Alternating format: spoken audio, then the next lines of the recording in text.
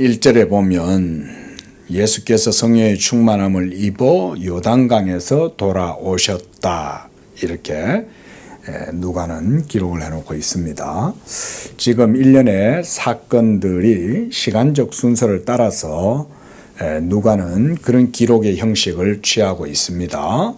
예수님이 어디서부터 오셨는가, 그 다음에 마리아에게서부터 나시고 또 자라시고 유년의 시절을 보내시고 그러고 나서 30세쯤부터 사역을 시작하시고, 그리고 우리가 지난 시간에는 예수께서 세례 요한에게 세례를 받으시는 그런 내용까지 봤고요.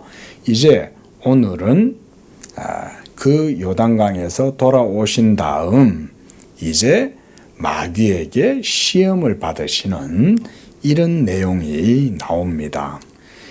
그런 걸 보면 아무래도 누가는 확실히 역사적 연대기, 크로노니컬하게 딱 그때그때마다 있었던 사건들을 시간적 순서를 따라서 배열하는 형식을 취하고 있는 것 같아요.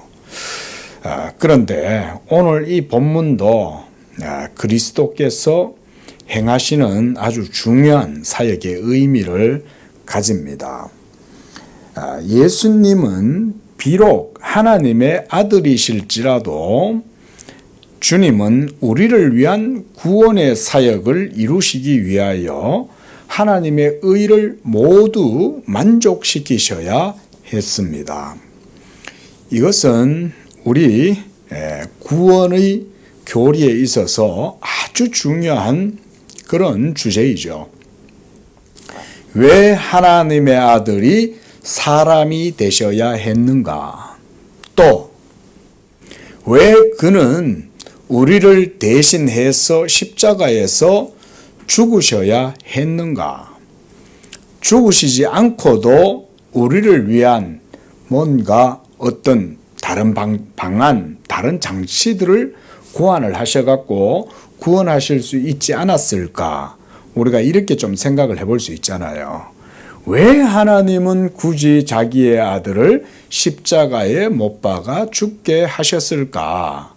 이 점에 대해서 우리가 깊이 묵상을 하는 것이 좋습니다.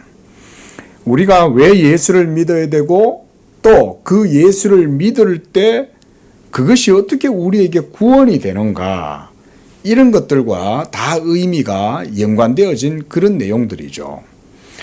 중요한 것은 한마디로 말하면 하나님의 의를 모두 만족시키는 데 있어서 그것은 오직 성육신하신 하나님의 아들만이 그 일을 할 수 있다는 거예요. 이게 제일 핵심적인 내용입니다. 하나님의 의. 이 하나님의 의를 이루셔야 그것이 우리를 위한 구원의 효력이 되고 근거가 되고 공식이 되는 거예요. 이것은 이전에는 없었어요. 예수님이 이 구원의 사역을 성취하시고 완수하시기 이전에는 이런 구원의 공식은 존재하지 않았어요.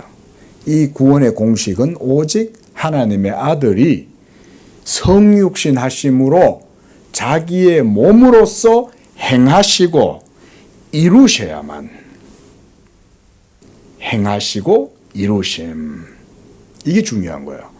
이 행하심이 있어야 되고 또한 이루심이 있을 때에 비로소 그것이 우리에게 하나님의 의에 대한 만족이 되고 우리는 구원을 받게 되는 겁니다.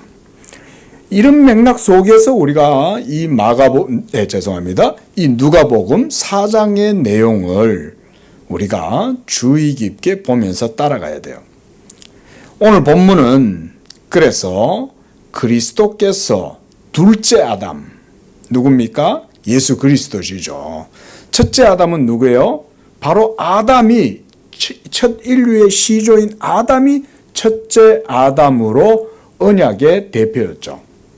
우리가 요즘 언약사 강론하면서 제가 언약의 머리다 라는 주제로 지난 시간까지 봤잖아요. 예수 그리스도는 아담 대신해서 하나님이 언약의 대표로 만세전에 택하여 세우신 하나님의 종인 거예요. 이제 예수께서 우리를 위한 이 구원 사역을 이루시기 위해서는 첫사람 아담이 실패했던 그 자리에서 서셔서 우리 죄인들을 위한 구속의 사역을 예수님이 친히 행하시고 이루셔야 했어요. 한번 따라해 보겠습니다. 행하시고 이루셔야 한다. 이게 중요한 겁니다. 먼저 그것을 행하셔야 돼요. 그러면 이때 행한다는 건 뭘 행한다는 걸까요? 하나님의 의, 또 다르게 표현하자면 하나님의 율법 공의, 율법이 요구하는 바를 행하셔야 되는 거예요. 그리고 마지막 아담으로서 이제는 첫사람 아담 대신의 자리에 서셔야 돼요.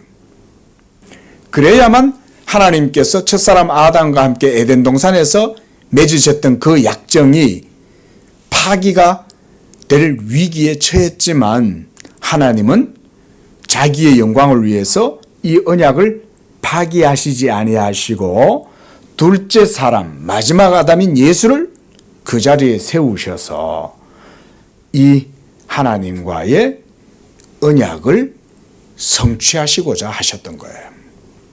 이것을 우리가 이 본문을 통해서 봐야 될 줄로 믿습니다. 사복음서를 보면 예수님이 마귀에게 시험당하는 내용이 나오잖아요. 여러분 이거를 교리적으로 신학적으로 깊이 있게 보지 않으면 그냥 대충 넘어갈 수 있어요. 그런데 그게 아닙니다.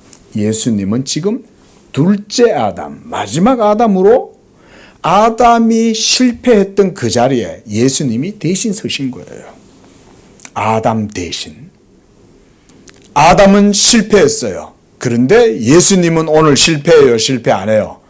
오늘 본문에 보면 마지막에 가서 보면 예수님은 마귀의 시험을 물리치시죠. 요 내용이 아담하고 매우 유사하죠.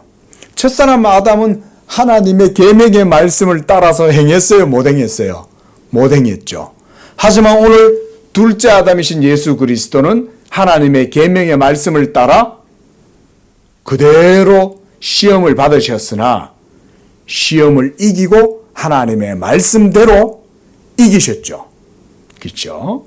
그래서 오늘 본문을 잠깐 보면 마귀가 3절에 보면 네가 만일 하나님의 아들이거든 이 돌들을 명하여 떡이 되게 하라 라고 했을 때 예수님은 이 하나님의 말씀을 가지고 이 마귀의 시험을 물리치시는 거예요. 그냥 아니 싫어. 나 안 할래. 너 나 괴롭게 하지 마. 저리 가. 이렇게 말씀하신 게 아니라 예수님은 하나님의 말씀을 가지고 마귀의 시험을 물리치셨다. 이것이 중요한 거예요. 이게. 그래서 사람이 떡으로만 살 것이 아니라 하였다. 이 하나님의 말씀을 가지고 말씀을 합니다. 그 다음 5절에서도 마귀가 이번 두 번째 시험입니다. 참 첫사람 아담은 한 번의 시험에 무너졌는데 마귀가 이 예수님을 3번이나 시험을 하고 있는 거예요. 한 번 한 것과 3번 한 것, 그렇게 따지면 훨씬 더 어려운 건 3번이겠죠. 그렇죠? 그런데 첫사람 아담은 사실은 40일 금식도 안 했어요. 그렇죠? 40일 금식도 안 하고 그냥 모든 것들이 다 만족된 상황 가운데에서 그저 하나님의 말씀만 믿기만 하면 된 거거든요. 근데 그것을 하지 못했던 거죠. 하지만 예수님은 40일을 금식하시고 줄이셨다 그랬어요. 2절 하반절에 보면 날수가 다하매, 그러니까 40일이 차니까 이제 이 마귀의 시험이 이루어지게 되었다. 그런데 어떤 상태였다? 줄인 상태에서 그렇게 했다는 거예요. 그러니까 우리의 구원을 이루기 위해서 지금 예수님이 가뿐하게 시험을 당하신 게 아니에요.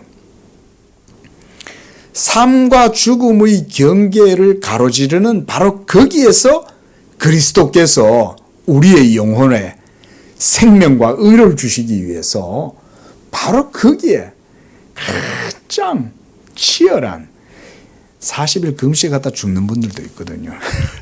저는 40일 금식 안 해봤어요. 예? 제 기억에 최고 많이 해본 게 한 일주일 했나? 예? 그것도 물 먹어가면서 밥은 안 먹어도 물은 먹어가면서 했어요. 제가 또 제 주변에 금식했는 사람 중에 한 25일 하신 분 내가 한 만나봤어요. 또 듣기로는 목사님들 중에 예수님 따라 하다가 40일 금식하다가 죽은 분도 있고. 여러분 금식 아무렇게 하지 마세요. 하나님의 인도하심과 또 하나님 앞에서 내가 죽으면 죽으리라 정말 절체절명의 위기의 순간이나 어떤 큰 그런 고난이나 환난 가운데서 내가 이 믿음으로 하나님께 기도하겠다 이런 상황이 아닌다면은 웬만하면 금식 기도는 안 하시면 좋아요. 안 해요. 근데 하나님이 기도를 시키셔가지고 기도할 수 있게 되면 하나님이요 능력을 주십니다. 그때는요 30일도 할 수 있고 40일도 할 수 있어요. 성령의 능력으로 하면 할 수 있어요. 근데 어떤 분들 이런 분들 있습니다. 호기를 부리는 거예요. 나도 예수님처럼 한번 해볼래 이런 거 있잖아요. 이런 건 안 돼요.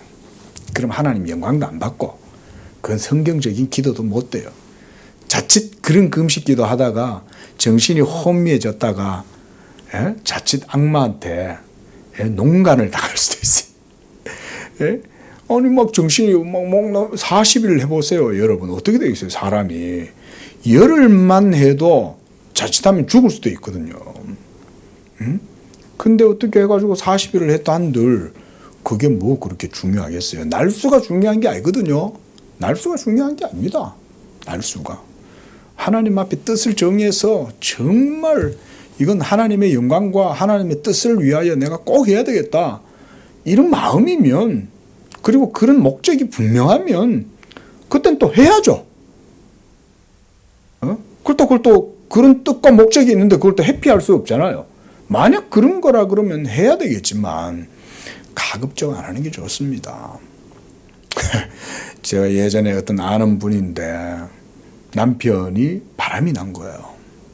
그러니까 이 여자가 막 얼마나 괴롭겠어요. 자기 남편이 애를 놔두고도 바람이 나가지고 그러고 있으니까. 그래가지고는 어떤 기도원에 가서 기도를 하는데 또 이 기도원 원장이 그래도 귀신이 붙었으니까 그 귀신을 떼내려면 네가 금식을 해야 돼. 30일 금식해라고 또 그랬다고. 평생 금식기도 한번 안 해보던 아낙네가 남편 돌아오게 하겠다고 금식기도 하다가 정신줄을 놔버렸어요. 그대로 그냥 정신이 돌아버린 거예요. 여러분 금식기도는 그게 아무나 하는 거 아닙니다. 그리고 정말 내가 이걸 해서 죽어서라도 내가 하나님 앞에 기도하겠다. 이런 정도의 뜻을 세워서 그것도 하나님의 뜻에 합치돼야죠. 하나님의 뜻이 아니라 내 남편 돌아오게 해달라 이러고 기도하면 되겠냐 이 말인 거예요. 근데 지금 예수님은 그런 게 아니죠. 예수님은 하나님의 영원하신 작정과 경륜, 섭리를 지금 이루기 위해서 아담의 자리에 서시고 모든 하나님께서 택하신 자들을 자기에게 주셨는데 그 택하신 자들을 위한 구원을 이루기 위해서 자기 자신이 이제 이 우주적인 위대한 구속 사역의 위협을 지금 이루셔야 되니까. 그러니까 지금 40일을 하나님 앞에 줄이시면서 금식하시는 거예요. 왜 줄이셨을까요? 여기에는 저는 큰 의미는 없다고 봅니다.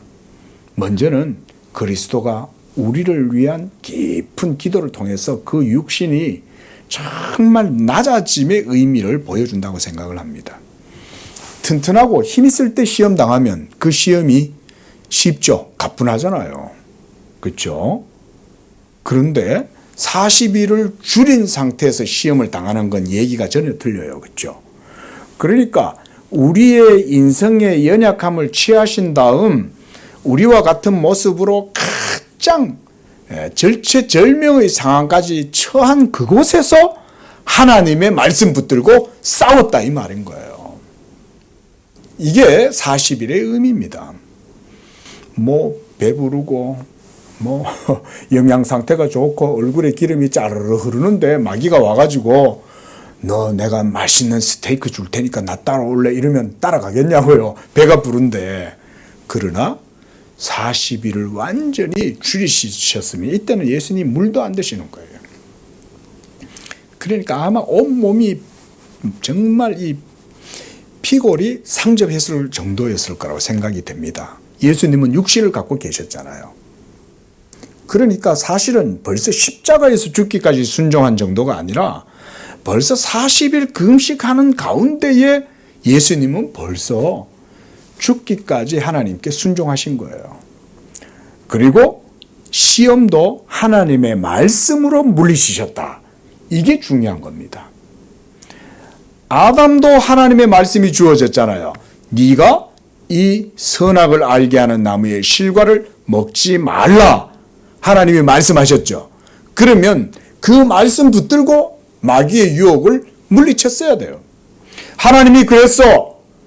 동산 중앙에 있는 모든 것 네가 다 먹되 그 중앙에 있는 선악을 알게 하는 나무의 열매는 먹지 말라. 그리하면 정녕 네가 죽는다고 하나님 말씀하셨어. 나는 하나님의 말씀대로 할 거야. 라고 했으면 되는 거죠. 그런데 지금 예수님도 모든 것들을 기록된 하나님의 말씀으로 물리치고 있어요. 이것이 예수님의 시험 당하시는 것에 중요한 의미가 있습니다.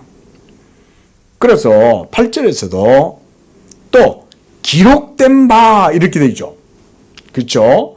이 기록된 바 이것을 우리가 놓치면 안 됩니다. 그래서 주 너의 하나님을 경배하고 다만 그를 섬기라 하였다. 기록된 말씀으로 물리치는 거예요. 자, 여러분 우리가 한번 이렇게 한번 생각해 봅시다. 예수님은 하나님이시죠, 그죠? 그래서 예수님의 입에서 나오는 말씀은 하나님의 말씀이죠. 그렇죠? 그런데 예수님이 지금 놀랍게도 자기 입에서 나오는 권세 있는 그 말씀으로 마귀를 물리친 게 아니라 뭘로 물리쳤다는 거예요? 기록된 말씀으로 물리치셨다. 이게 중요합니다. 아주 중요합니다. 예수님조차 기록된 말씀을 하나님의 말씀으로 인정을 하고 있는데 오늘날 신학자라고 하는 이들 중에도 많은 사람들이 성경은 하나님의 말씀이 아니다. 우리가 대표적으로 칼바르트라고 하는 신정통주의 독일 신학자는 성경은 기록된 성경, 기록 그 자체는 하나님의 말씀이 아니야. 예? 하나님이 말씀할 때 그때 그게 하나님의 말씀이지 여기에 기록된 이거는 그것의 흔적이야. 그냥 그림자야. 이런 식으로 설명을 해요. 아니 기록된 말씀이 하나님의 말씀이 아니라면 왜 예수님은 마귀를 물리치시고 하나님의 아들이심에도 불구하고 기록된 말씀을 가지고 물리치시냐 이거예요. 예? 이 기록된 말씀이 하나님 아버지께서 주신 말씀이라는 걸 예수님도 인정하는 거죠. 또 이번에 세 번째 9절에 마귀가 이번에는 예수님을 성전 꼭대기에 세우고 네가 하나님의 아들이거든 여기서 뛰어내리라 이러면서 마귀가 이번에는 뭐라고 합니까? 기록되었으되. 마귀도요 성경 가지고 장난치는 거예요. 마귀도 성경에 기록된 말씀을 인용해 갖고 예수님한테 설득하고 유혹하는 거죠. 하나님이 너를 위하여 사자를 명하시고 너를 지키리라 시편에 기록되어졌고 또 그들이 손으로 너를 받들어 네 발이 돌에 부딪히지 않도록 할 것이다. 시편에도 그렇게 기록되어져 있지 않냐? 라고 했더니 12절에 예수님이 이르시되 주 너희 하나님을 시험하지 말라 하였느니라 하면서 하나님의 말씀으로 세 번. 자, 사실 아까 앞서도 말씀드렸다시피 한 번이나 세 번이나 크게 다르진 않아요. 중요한 건 마귀의 시험을 물리칠 때 하나님의 말씀으로 물리치느냐가 중요한 거예요. 근데 왜 3번 했을까요? 저는 이것을 확실함이라고 생각을 합니다. 우리가 3세판 이런 거 있잖아요. 한 번 가지고는 안 돼요. 지금 예수님은 완전하고 온전한 상태에서 시험을 당하시는 게 아니라 부패하고 타락하고 완전히 멸망 가운데 있는 파괴된 상태 가운데에서 만유를 회복시키기 위하여 지금 이 시험을 당하고 계시는 거잖아요. 그렇죠? 그러니까 컨디션 자체가 첫사람 아담과 둘째 아담이신 예수님과는 완전히 틀려요. 그래서 3번까지 받으시는 거예요. 그렇게 함으로써 이 시험을 담당하시는 예수님의 사역이 완전하게 이루어졌다는 걸 3번을 통해서 보여준다. 이런 의미라고 하겠습니다. 그래서 이제 13절에는 마귀가 모든 시험을 다한 후에 얼마 동안 떠나니라. 그리고 예수께서 성령의 능력으로 갈릴리에 돌아가시니 그 소문이 사방에 퍼졌다 그랬습니다. 자, 여러분, 우리가 이런 말씀을 통해서 앞서 말씀드렸듯이 첫사람 아담이 하나님의 계명에 순종하지 못하고 언약을 파기했을 때 마지막 아담이신 그리스도께서 아담의 자리에 서셨다는 것을 보여준다는 거예요. 우리가 지난주에도 예수님이 요단강에서 세례 요한에게 세례 받으시는 것을 봤습니다. 그렇죠? 그 세례는 죄사함의 세례잖아요. 근데 정작 예수님은 죄가 있어요, 없어요? 죄가 없으시잖아요. 근데 죄 없으신 그분이 마치 죄인처럼 세례를 받으시는 거예요. 근데 바로 그 세례 요한에게 세례를 받으시는 그 의식은 하나님의 뜻이었어요. 뜻. 근데 무슨 뜻이었을까요? 둘째 아담이신 예수께서 하나님의 택한 백성들을 위한 대리적 속죄의 사역을 이루시기 위하여 그 자리에 서신다는 것을 보여준다는 거예요. 그래서 우리들 중에 하나같이 우리의 모습으로 똑같이 그 자리에 서서 이제 물로 세례를 받으실 때에 그가 우리의 모든 죄를 그걸 통해서 공식적으로 짊어지시는 거예요. 짊어지시는 거예요. 그게 예수님의 세례입니다.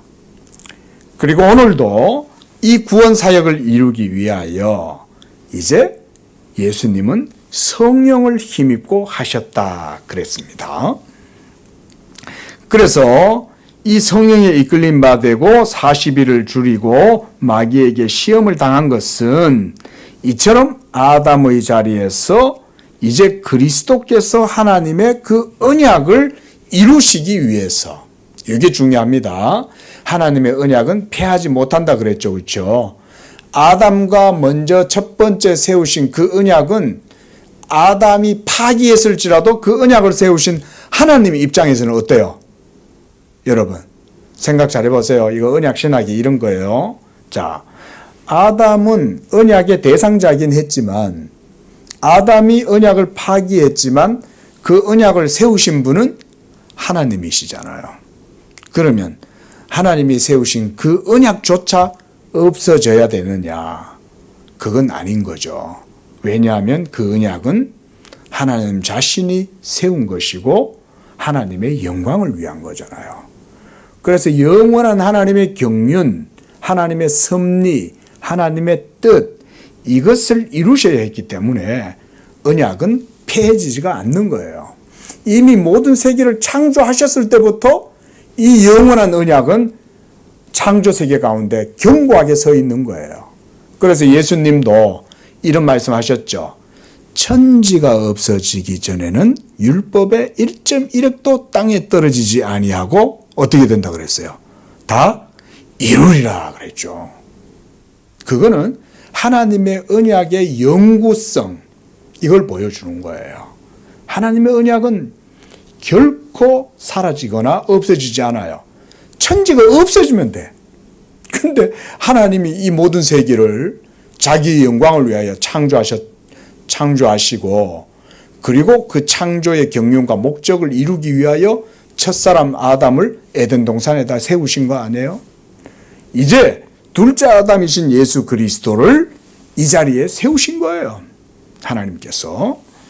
자, 그래서 바로 이 광야가 첫사람 아담은 에덴 동산 아주 아름다운 가든에서 그 언약식이 이루어졌지만 예수님은 이제 황폐하고 피폐하고 완전 조건이 틀려요. 그렇죠? 완전 조건이 틀려요.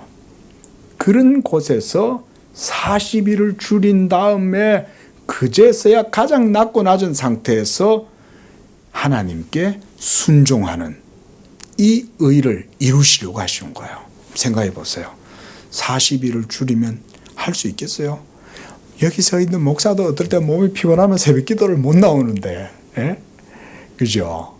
예? 조금만 힘들면 못 하는데, 그 40일을 하나님의 아들이 감당하셨을 때, 하나님의 뜻을 위해서 그걸 하는 거죠. 하나님의 그 뜻을 이루셔야, 만족시켜야만 우리의 구원이 되기 때문에. 저는 이런 것에서 바로 우리가 바라봐야 될 건 이런 겁니다. 우리의 구원을 마련하시기 위하여 아들이 40일을 줄이시면서 하나님 아버지의 뜻에 순종하시고 죽기까지 피골이 상접하도록 광야에서 하나님께 기도하셨다. 그래서 하나님의 아들은 친히 시험 받으실 필요도 없지만 그가 중보자의 직분을 수행하시고 우리를 위한 의를 이루기 위해 친히 시험을 당한 것이다.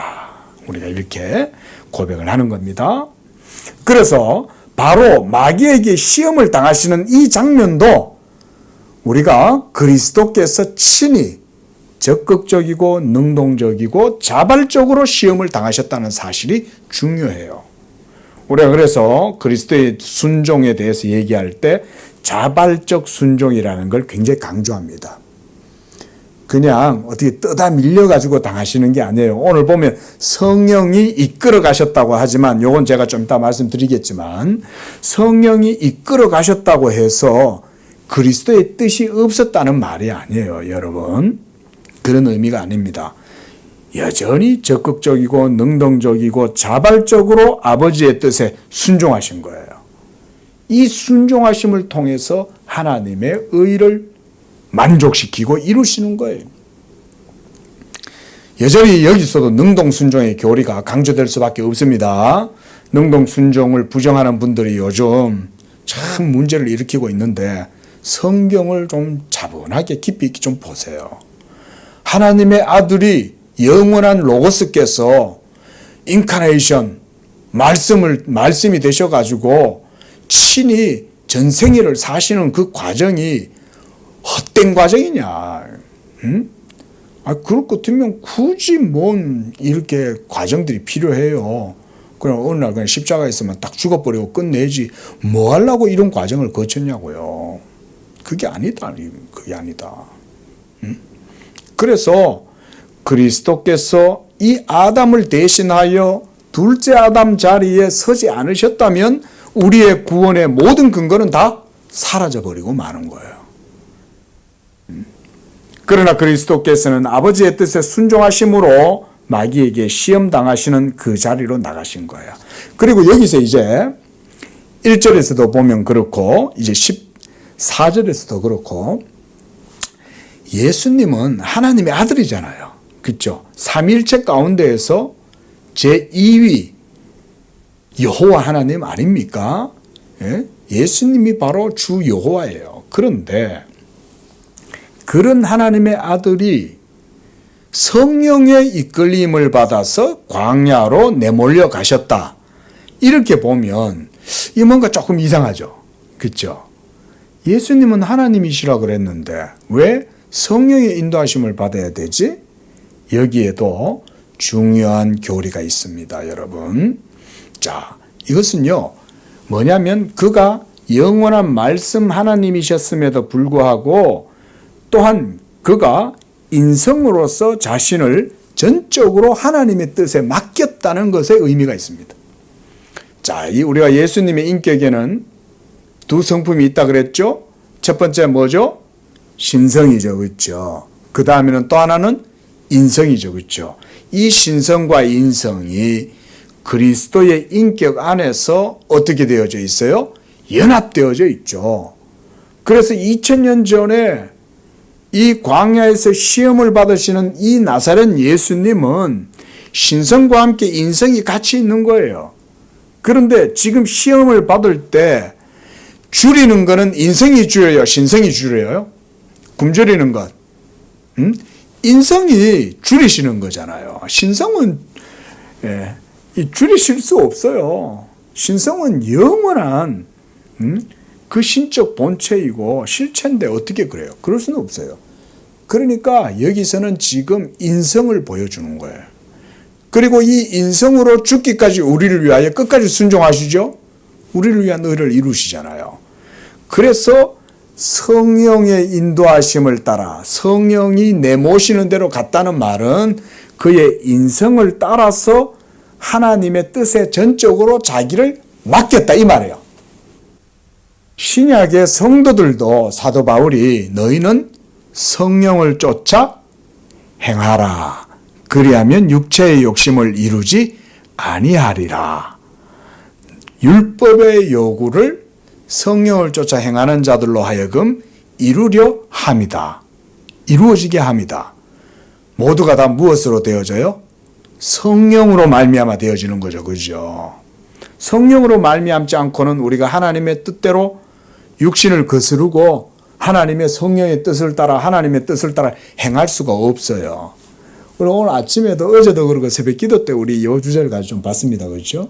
예? 성령으로 말미암지 않고서는 결코 어떤 것도 이루어질 수 없다. 성령은 진리의 영이시기 때문에 그래요. 성령은 하나님의 깊은 것, 하나님의 모든 진리를 다 통달하시는 분이에요. 성령이 제3위 성령. 그런데 하나님 아버지의 진리의 말씀과 그 뜻을 이루기 위해서는 인성으로서 예수 그리스도께서도 성령을 쫓아서 행하셔야 모든 일들을 다 행할 수가 있으셨다. 그래서 14절 말씀도 보십시오. 예수께서 성령의 능력으로 갈릴리에 돌아가셨다 그랬습니다. 이렇게 모든 일들이 하나님의 인도하심과 뜻대로 이루어졌다는 게 성령을 힘입고 했다 이 말인 거예요.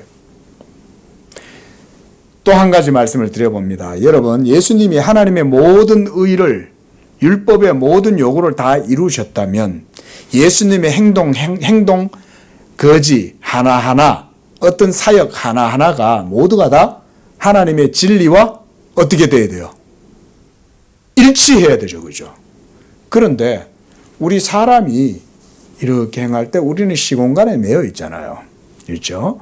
그러면 영원한 하나님의 성령의 뜻과 역사하심에 우리가 어떻게 시간에 제약되고 공간에 제약되는 우리가 성령과 어떻게 일치할 수 있겠어요? 그것은 오직 하나님의 성령의 인도하심을 받을 때라야만이 가능합니다. 그죠? 그러면 우리가 하나님의 뜻을 따라 살아갈 수가 있어요. 그러니까 성령의 인도하심을 받았다라고 할 때는 그리스도의 인성으로서 하나님의 진리의 사역을 감당하셔야 되기 때문에 성령의 인도하심을 받아야 돼요. 이게 중요한 의미가 있는 거예요. 아유, 예수님은 하나님인데 왜 성령의 인도하심을 받지? 그런 정도가 아니에요. 당연히 신성은 하나님이시죠. 예수님께는 그런 신성이 있죠. 그럼에도 불구하고 우리를 위해서 아버지의 모든 뜻에 지금 뭘 하셔야 돼요? 순종하셔야 되잖아요. 이 순종을 이루시려면 율법의 모든 의무와 규례를 예수님 자신이 하나하나 행하실 때 인성으로 그 일들을 하셔야 되고 그 인성의 사역이 하나님의 뜻에 합치되고 일치되어서 그래서 하나님의 의를 이루시려면 성령을 쫓아서 행하셔야 된다. 예, 우리가 그렇게 교의적으로 이 문제를 이해를 하는 겁니다. 그래서 이렇게 충만함을 입으시고 모든 사역을 행하셨다라고 말씀을 했습니다. 자, 한 번 더 강조를 해보겠습니다. 이 40일 동안 성령에 이끌리셨다는 것, 이것은 그리스도의 모든 사역이 누구의 뜻대로? 하나님의 뜻대로 이루어지는 진리대로 이루어졌다는 걸 보여주는 거예요. 이게 중요한 거예요. 만약 예수님의 어떤 행동 하나가 하나님의 진리에서 벗어나는 거라면 어떻게 되겠어요? 그러면 하나님의 뜻에 오점이 생기겠죠. 그렇죠? 그렇잖아요. 완전해야 돼요. 예수님의 행동 하나하나, 사역 하나하나, 행하신 모든 일들 하나하나는 아버지의 뜻에 완전하게 일치를 해야 되는데 그 일치됨을 성령의 능력으로 행하셨다는 거예요. 우리 성경 보고 제가 말씀을 마무리를 하겠습니다. 자, 사도행전 말씀 한번 가보겠습니다. 5장 31절에 보면 이스라엘에게 회개함과 제사함을 주시려고 그를 오른손으로 높이사 임금과 구주로 삼으셨다 그랬죠. 이렇게 해서 하나님이 이 예수 그리스도를 모든 이름 위에 뛰어난 이름이 되게 하셨다라는 말씀을 드렸습니다. 그리고 6장에서도 보면 초대교회 때 하나님의 모든 제자들이 복음 전도 사역을 할 때에 그들의 모든 사역도 성령의 역사로 말미암아 이루어졌다는 걸 알 수가 있어요. 예수님도 성령으로 행하셨는데 하물며 신약의 제자들은 당연한 거 아니겠어요? 그러면 우리들은 어떨까요? 오늘날의 성도들은 두말할 나위 없겠죠. 그렇죠? 목사든 성도들이든 어떤 직분자든 모든 하나님의 교회의 종들은 모든 일들을 다 성령을 쫓아서 행하는 거예요. 성령을 쫓아서 행하라. 성령으로 행하라. 사도 바울이 이렇게 얘기할 때는 바로 오늘 예수님과 그렇게 따지면 다르지 않아요. 하나님의 아들 예수님도 성령을 힘입고 하나님의 일을 하신 것처럼 신약의 그리스도의 제자들, 신약의 성도들도 성령을 힘입어서 모든 일들을 하는 거예요.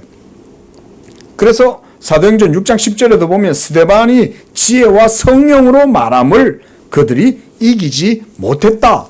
이렇게 얘기를 하는 겁니다.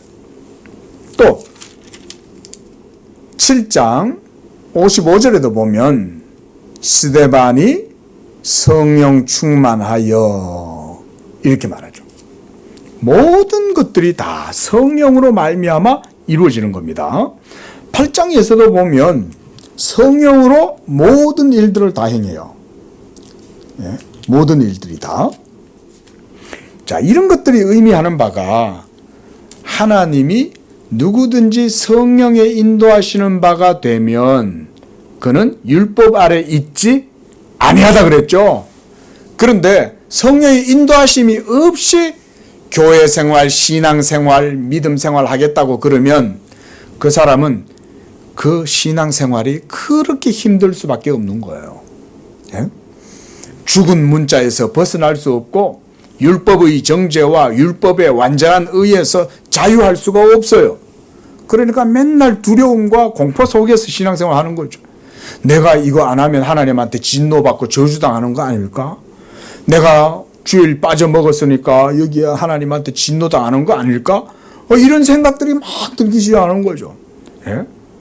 어쩌다가 막 기도생활 잘못하면 또 믿음생활 잘못하다 어쩌다 또 뭐 무슨 죄를 범하거나 이러면 내가 이 죄를 지어가지고 어떻게 되는 거 아닐까? 물론 죄를 지으면 안 되지. 범죄하면 안 되죠. 즉각 하나님께 회개하고 무릎 꿇고 돌아와야죠. 그런데 성령으로 행하지 않으면 이런 영적 생활에 기름짐이 없어요. 우리가 기계도 보면 정말 정밀한 기계 속에도 이게 윤활유를 칠해주잖아요. 근데 우리의 죄되고 부패한 심령이 이 하나님의 정말 정밀한 말씀을 우리가 행하고자 할 때 그게 어찌 사람의 힘으로 할 수 있겠냐 그거예요. 성령으로 하는 거죠. 성령의 인도하시는 바가 되면 율법 아래 있지 아니하다. 사도 바울이 이렇게 말씀을 했어요. 자, 오늘 말씀을 정리해 봅니다. 예수님께서 우리를 위하여 아담의 자리에 서신 것이 바로 이 마귀에게 시험 받으시는 사역의 중요한 교리적 의미가 있습니다.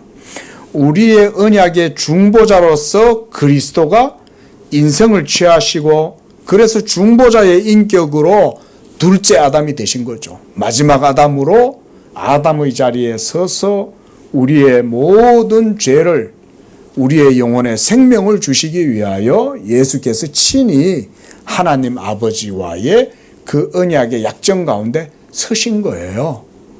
이것이 성경적 의미입니다.